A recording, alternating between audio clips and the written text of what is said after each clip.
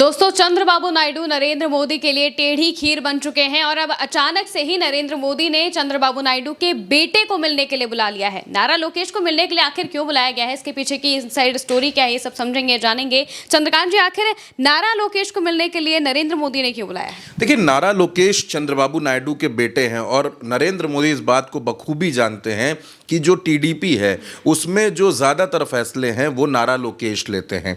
चंद्रबाबू नायडू को लेकर बहुत सी बातें कही जा रही हैं कि चंद्रबाबू नायडू क्या करेंगे, चंद्रबाबू नायडू क्या नाराज़ हैं, उनका क्या रुख है, ये बातें चल रही हैं। और इस बीच नारा लोकेश को प्रधानमंत्री मोदी ने चाय पर आमंत्रित कर दिया है। अपने घर पर अकेले 1 to 1 ये मुलाकात होगी। क्यों?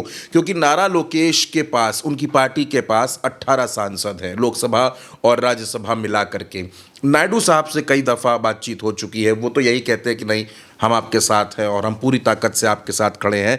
लेकिन नरेंद्र मोदी हो या भारतीय जनता पार्टी की जो टॉप लीडरशिप है, वो इस बात को समझ रही है कि नायडू ने पिछले 1 साल में कई मौक़ों पर ऐसी नाराज़गी जताई है जिसने सरकार की किरकिरी करवा दी है। चाहे आप डिलिमिटेशन की बात करिए, आप लैंग्वेज पॉलिसीज़ की बात कर लीजिए, वक्फ बोर्ड की जब वो कानून बन रहा था उसकी बात करें, या फिर आप ट्रंप के टैरिफ की बात करें, तमाम मसलों पर नायडू की नाराज़गी देखने को मिली है। अब मोदी जी को ऐसा लगने लगा है कि जो सेकंड लीडरशिप है नायडू की पार्टी में, क्योंकि नारा लोकेश सांसद नहीं है, नारा लोकेश विधायक हैं और आंध्र प्रदेश की जो सरकार है उसमें कैबिनेट मंत्री हैं। लेकिन उससे ज़्यादा बड़ी बात यह है कि वो टीडीपी के नेशनल जनरल सेक्रेटरी हैं, वो महासचिव हैं। बहुत से फैसले नारा लोकेश लेते हैं। नारा लोकेश का दिल्ली में आना जाना लगा रहता है महिमा। लेकिन इस बार जो मुलाकात कही जा रही है कि प्रधानमंत्री से उनकी मुलाकात हो रही है, तो जाहिर सी बात है कि उसमें मसला एक ही है और वो मसला उपराष्ट्रपति चुनाव का है। 9 तारीख को वोट डाले जाने हैं। उससे पहले प्रधानमंत्री नारा लोकेश से मिलकर ये पुख्ता कर लेना चाहते हैं कि कहीं कोई गड़बड़ी तो नहीं है, कहीं कोई नाराज़गी तो नहीं है। और जाहिर सी बात है कि आपने देखा होगा कि प्रधानमंत्री का ये अंदाज़ रहा है। उन्होंने हमेशा, जब रामविलास पासवान थे तब वो चिराग पासवान से ज़्यादा मुलाकातें करते थे नरेंद्र मोदी। तो ऐसा उन्होंने कई मर्तबा उन्होंने किया है। वो हमेशा जो राजनीतिक दलों का घर है, जो उनका घर है, उनके अंदर के लोगों को पकड़ते हैं, उनसे बातचीत करते हैं। और जाहिर सी बात है कि नारा लोकेश के ज़रिए वो पूरा मसला समझ लेना चाहते हैं कि अगर कोई नाराज़गी है भी, मान लीजिए, तो उसको दूर कर लिया जाए। और उस नाराज़गी को समझने के लिए, जानने के लिए नारा लोकेश से बेहतर व्यक्ति कोई हो नहीं सकता।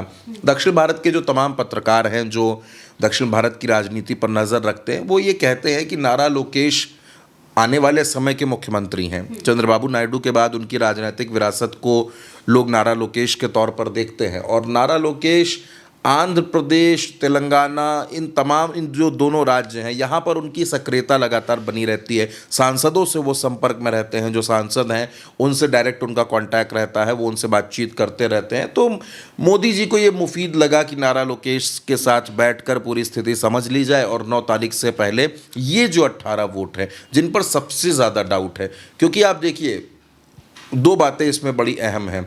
एक तरफ तो रेवंत रेड्डी एक बात ये कहते हैं कि यहाँ पर मॉरल ऑब्लिगेशन का मसला है और चंद्रबाबू नायडू जो है वो सोचेंगे, एक वो सवाल खड़ा कर देते हैं।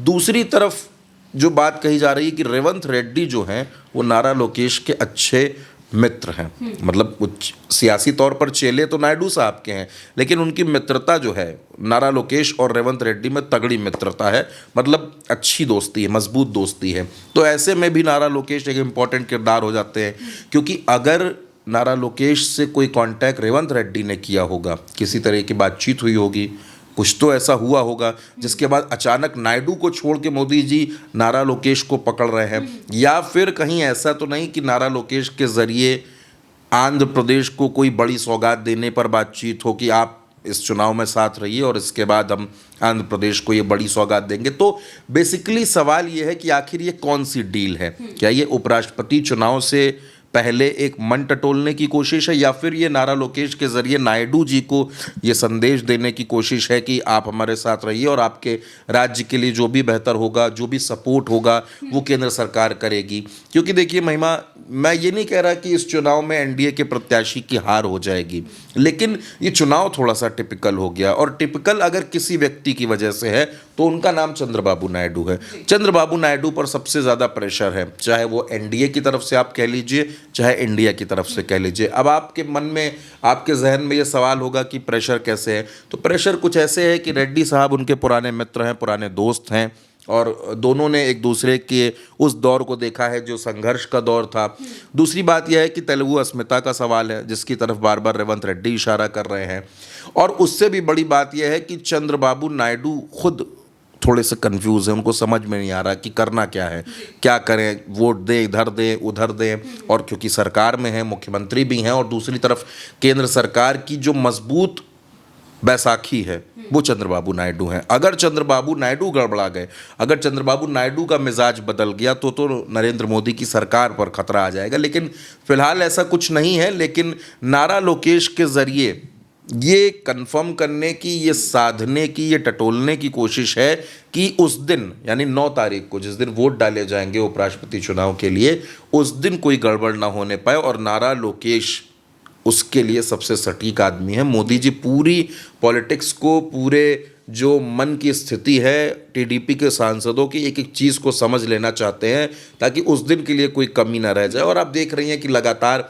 सांसदों से मुलाकात की जा रही है, लेकिन नारा लोकेश और प्रधानमंत्री की मुलाकात जो कही जा रही है वो बड़ी इंपॉर्टेंट है, और उस पर हर किसी की नज़र है।